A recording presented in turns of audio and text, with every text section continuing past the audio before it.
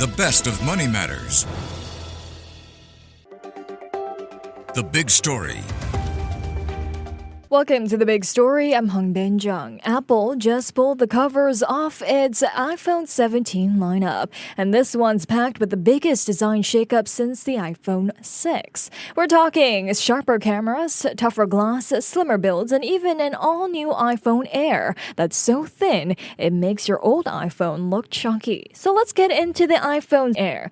When it comes to the Air series, some were seen as worth it. The MacBook Air, for instance, redefined expectations of how a laptop could look and feel. We also had the iPad Air too. But an iPhone Air, will it prove to be worth it as well? Well, joining us today to share more is Aloysius Low, founder and editor of Can Buy or Not. Hi Aloysius, welcome to the show. Hi, Hongbin. How are you? I'm good, how are you? I'm good, thank you. All right, well, Aloysius, let's take a look at the new iPhone Air. It's extremely thin and slim at 5.64 millimeters, but this comes at a cost. There's some trade-offs here, battery life and camera capabilities. What were your initial thoughts of this new launch? Well, Apple has always had that fascination with getting devices to be as thin as possible, and I'm not sure if you remember the original MacBook Air announced back in 2008, where it was unveiled by taking it out from a manila envelope. So it's no surprise here. To be honest, I think given all the leaks that were coming out before the launch, it would have been more surprising if Apple decided not to launch with the iPhone Air. But to me, it looks like a very elegant product, and I really want to feel it in my hands to try it out before I decide. You know, after all, a lot of Apple products seem very strange at first, but when you actually try it out, it makes a lot of sense. Okay. Well, I mean, critics, though, point out whether thinness is something that many consumers actually care about. So is Apple overestimating consumer appetite for ultra-thin design? And how big do you think the actual addressable market is for a phone like the Air? Do you think a lot of people would actually care about thinness? Right. Well, if anything, I think Apple has always been the one to set the market direction and the market follows. So I'll give you an example. When Apple dropped the 3.5mm audio jack in phones, I think critics were, quick to say that it's a bad idea. Phones should have that. But you know what? Which phone today actually has a 3.5mm audio jack?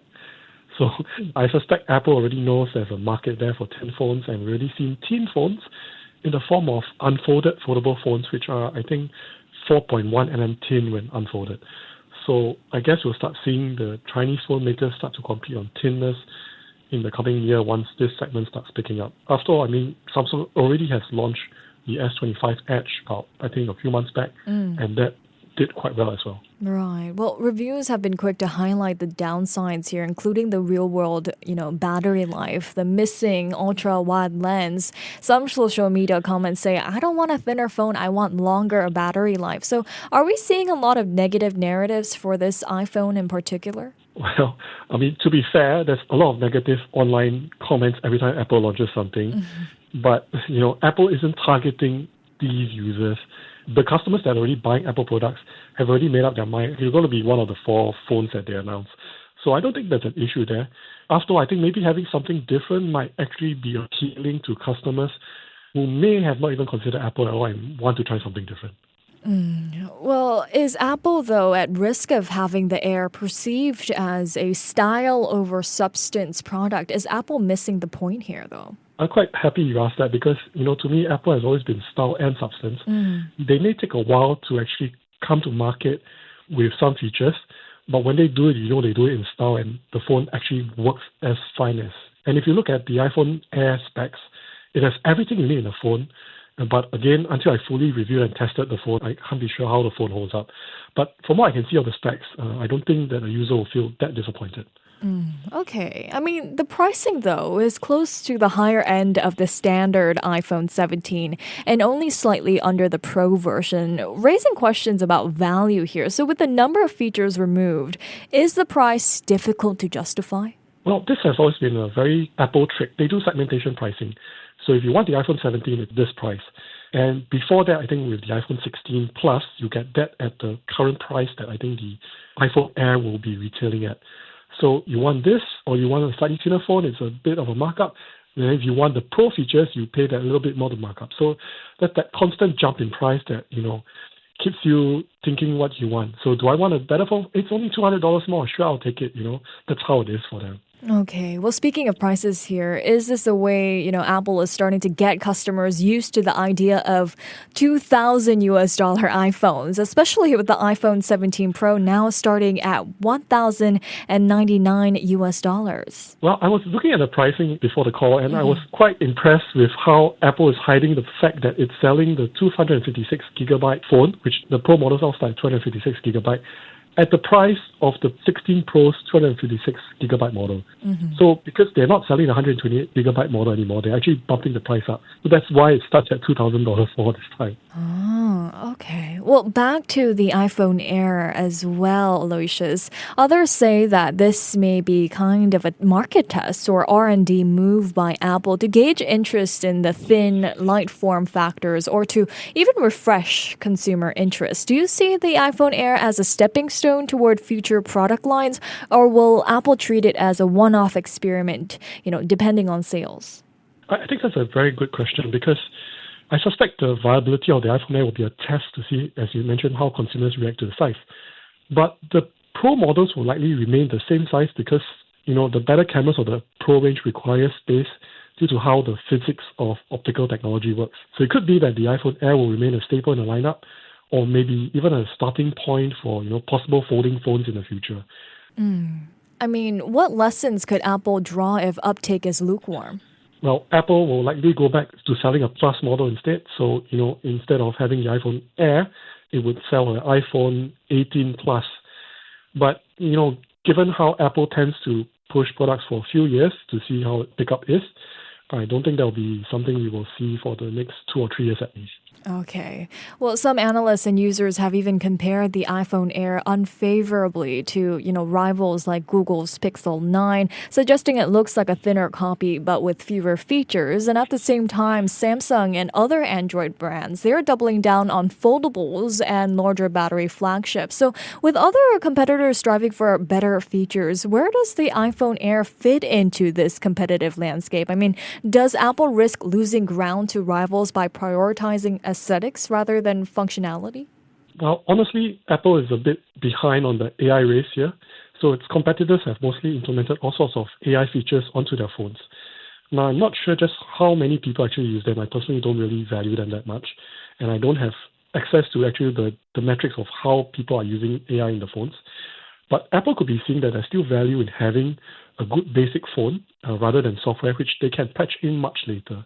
So in a way, maybe not, but it's hard to say. Okay. Well, speaking of Samsung as well, you've mentioned earlier the Samsung's ultra-thin S25 Edge, which sold well despite poor reviews. Could we see similar demand for the iPhone Air? I mean, going by that example, I'm pretty sure there's definitely a demand for it. And we will probably have to see how the next few quarters pan out because it's likely that the Chinese Chinese manufacturers are also working on ultra-thin phones as well. And we've discussed a lot of negative side of the iPhone Air here, Aloysius, but what are some of the upsides? Are there any new features that are worth noting for the Air other than its thinness?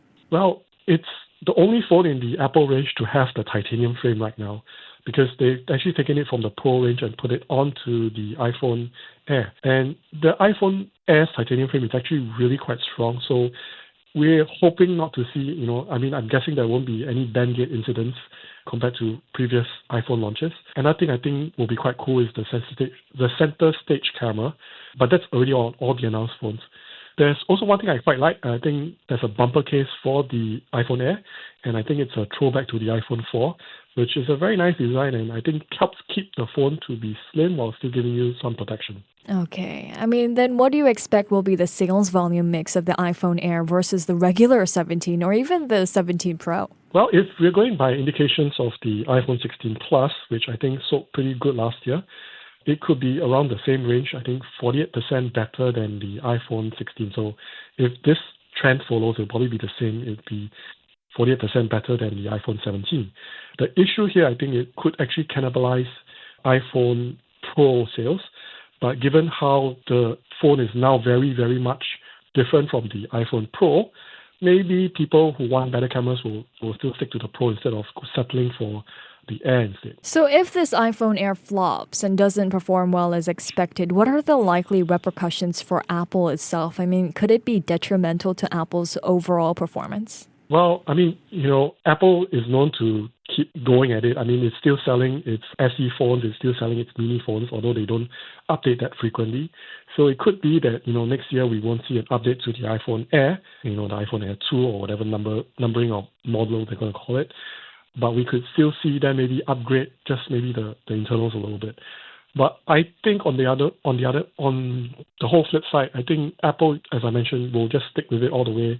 And if it fails, they can always go back to the Plus models. Well, what other products from the latest launch do you think will gain the most traction then? Well, I'm not sure if you watched the keynote, but I think the Apple AirPods Pro 3 are going to be a hot seller. I mean, the language, right? The translator function? Yes, it's going to be perfect for watching Korean dramas without having to read subtitles.